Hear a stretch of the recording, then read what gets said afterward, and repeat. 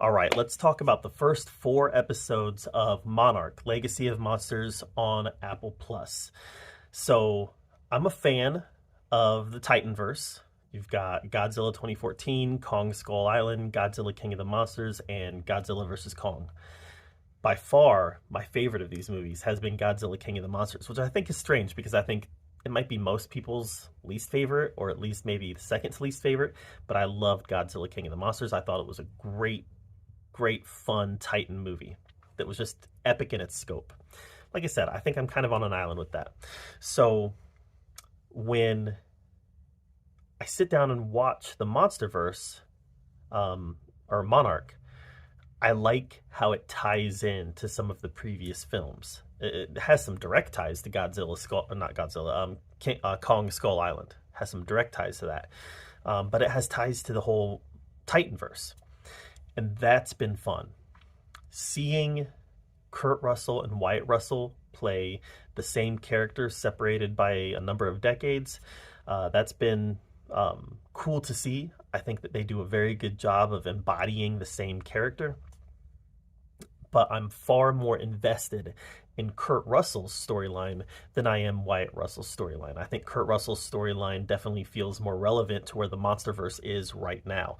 And they even have had a run-in in the Arctic or Antarctica, or so, I think it was the Arctic, right? They even had a run-in with a terrifying Titan that they was eventually able to get away from. But that's been my favorite. Episode 4 has been my favorite episode so far because of how they had to work and react to this Titan that we've never seen before. So that was fun. The story itself, a young lady who saw the young lady probably in her 20s, right?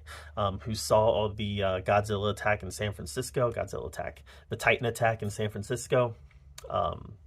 Her father dies. She goes to settle his affairs in Japan, and she learns that he had this whole other family. So she learns that she has a brother that she didn't know existed, and the two of them get deeply involved in what's going on with Monarch and this corrupt organization that is working to conceal and learn about the Titans. So it's been very engaging so far. I've really enjoyed it. Like I said, the Kurt Russell storyline is by far my favorite. The Wyatt Russell storyline kind of gives us backstory into what's happening with the Kurt Russell storyline, but like I said, the Kurt Russell storyline is by far my favorite. Not much Godzilla at all. We've had a couple glimpses of him. We had a flashback to San Francisco. We had him show up. Wyatt Russell saw him show up and they tried to kill him and it didn't work. So we've seen him a little bit, but not much Godzilla at all. Zero Kong. But we've seen a few other Titans, and that's really kind of kept the series exciting so far, is being introduced to a lot of these new Titans that we've never seen before.